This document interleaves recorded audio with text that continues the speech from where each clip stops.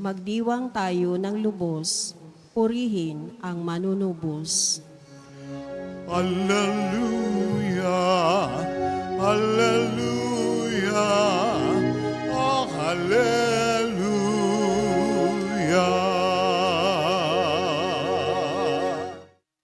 Sumainyo ang Panginoon. At sumaiyo rin. Ang mabuting balita ng Panginoon ayon kay San Lucas. Papuri sa iyo, Panginoon. Nang araw ding iyon, ang dalawa sa mga alagad ay patungo sa isang nayong tinatawag na Emmaus. May 11 kilometro ang layo sa Jerusalem. Pinag-uusapan nila ang mga pangyayari samantalang nag-uusap sila at nagtatanungan. Lumapit si Jesus at nakisabay sa kanila. Siya'y nakita nila, ngunit hindi nakilala agad. Tinanong sila ni Jesus, "Ano ba ang pinag-uusapan ninyo?" At tumigil silang nalulumbay. Sinabi ng isa na ang ngalay Cleopas, "Kayo lamang po yata ang dayuhan sa Jerusalem na hindi nakaalam sa mga bagay na nakatatapos pa lamang nangyari roon." "Anong mga bagay?" tanong niya. At sumagot sila, "Tungkol kay Jesus na taga Nazaret, isang propetang makapangyarihan sa gawa at salita, maging sa harapan ng Diyos at ng mga tao.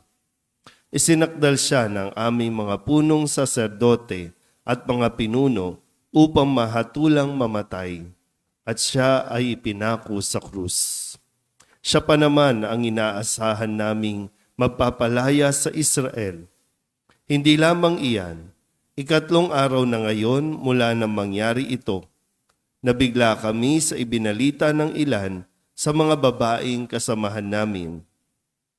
Maagang-maaga raw silang nagpunta sa libingan at di nila natagpuan ang kanyang bangkay. Nagbalik sila at ang sabi, nakakita raw sila ng isang pangitain, mga anghel na nagsabing, buhay si Jesus. Pumunta rin sa libingan ang ilan sa mga kasama namin at ganyan nga ang natagpuan nila. Ngunit hindi nila nakita si Jesus. Sinabi sa kanila ni Jesus, "Kaya hangal ninyo, ano't hindi ninyo mapaniwalaan ang lahat ng sinabi ng mga propeta? Hindi ba't ang Mesiyas ay kailangang magbata ng lahat ng ito bago niya kamtan ang kanyang maringal na katayuan?" At ipinaliwanag sa kanila ni Jesus ang lahat ng nasasaad sa kasulatan tungkol sa kanyang sarili, simula sa mga aklat ni Moises hanggang sa isinulat ng mga propeta. Malapit na sila sa nayong kanilang patutunguhan at si Jesus ay wari magpapatuloy pa ng lakad. Ngunit siya'y pinakapigil-pigil nila. "Tumuloy na po kayo rito sa amin," anila, "sapagkat palubog na ang araw at dumidilim na." Kaya't sumama nga siya sa kanila. Nang siya'y kasalo na nila sa hapag, dumampot siya ng tinapay at nagpasalamat sa Diyos, saka pinaghati-hati at ibinigay sa kanila. Nabuksan ang kanilang paningin at nakilala nila si Jesus. Subalit ito'y biglang nawala at nawika nila. Kaya pala gayon ang pakiramdam natin habang tayo'y kinakausap sa daan at ipinapaliwanag sa atin ang mga kasulatan.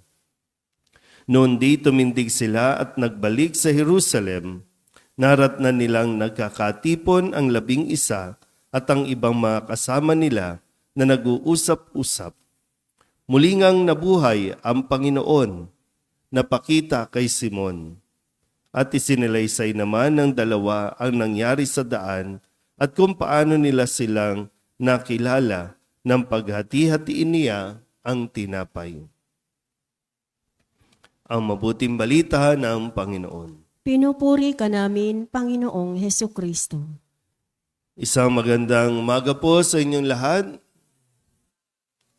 Ngayon po ay Miyerkules sa 8 araw na pagdiriwang ng Pasko ng Pagkabuhay at nagpapatuloy si Jesus sa kanya pong pagpapakita sa kanya po mga alagad matapos na siya ay muling mabuhay. Pero hindi naging ganun kadali, no, para sa mga alagad na maproseso nila yung kanila pong nararamdaman. Sa isang simpleng salita, nawalan ang mga alagad. Namatayan ang mga alagad. At kapag namamatayan ang isang tao, nahihirapan siyang tanggapin dahil nga hindi ito nauunawaan ng isipan ng isang tao kung bakit namatay yung kanilang minamahal, bakit namatay yung kanilang inaasahan, bakit nawala yung kanila pong pag-asa na itinuturing. Kaya sa kanilang labis na kalungkutan, kahit na meron ng mga nagkikwento na wala na ang katawan ni Kristo sa libingan, hindi nila matanggap ito, hindi nila maunawaan. Kaya mas minabuti nila na lumayo na lang doon sa isang lugar, mula sa lugar na kung saan sila nakaramdam ng labis na kabiguan. Kadalasan din, no, sa atin kapag may mga nangyayari, mas gusto natin magpakalayo-layo. Mas gusto natin iwan na lang ang lugar na ito at ayaw na natin maalala pa kung ano yung mga kabiguan nang hindi natin prinoproseso yung atin pong nararamdaman o yung ating karanasan. Mahirap yung mananahimik lang tayo. Mahirap din yung kung tayo-tayo lang yung mag-uusap, magkikwentuhan. Kasi dito, no, sabi nga, habang sila ay nag-uusap, no, sa daan, wala lang, hindi pa rin nagiging malinaw.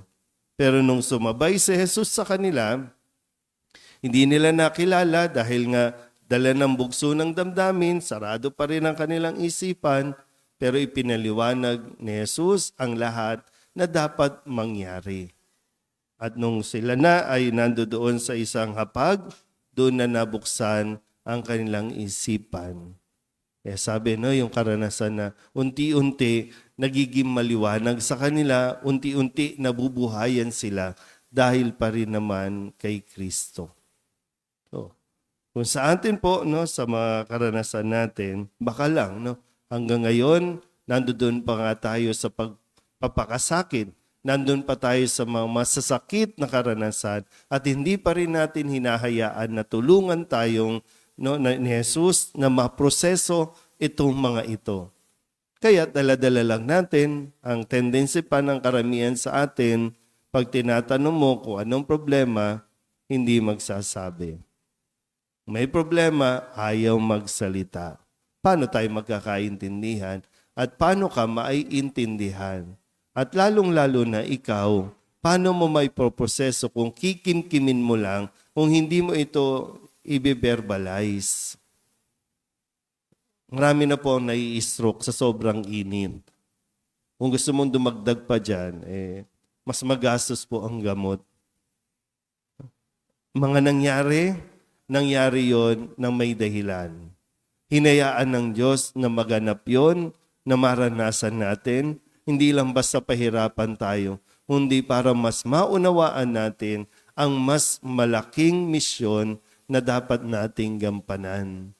Kaya nga nung nakilala nila si Jesus, at totoo nga na nabuhay na si Jesus, nagbalik sila at nagpahayag na rin ng kanilang karanasan kay Kristo muling nabuhay. So, sa atin, ano ba? Andun pa ba rin tayo sa bakit nangyari yon? Baka nandun pa rin. Bakit hinayaan ng Diyos na mangyari yon sa akin? Bakit, no, kailangan kong maranasan yon? Baka nandun pa rin tayo. Kaya hingin natin, no, sa pagdiriwang na ito ng Banal na Eucharistia na maliwanagan na rin tayo. Baka sobrang tagal na rin na ating pagmumukmok. Baka sobrang tagal na pinahihirapan natin ang ating mga isipan, ang ating mga puso sa mga bagay na dapat naman talaga mangyari. Bakit nawala yung inaasahan mo para matuto ka rin? Bakit nawala yung pag-asa mo, yung sinasandalan mo para mas makita mo na mayroon pang ibang tao ang nangangailangan din ng iyong pagkalinga, ng iyong pong pagmamahal. Pero kung mananatili tayo doon sa hindi, kasi ang gusto ko, hindi dapat siya nawala, ibang usapan na yan. May plano ang Diyos sa bawat pangyayari sa buhay natin. Kailangan mo lang mabuksan ang iyong puso't isipan. Amen?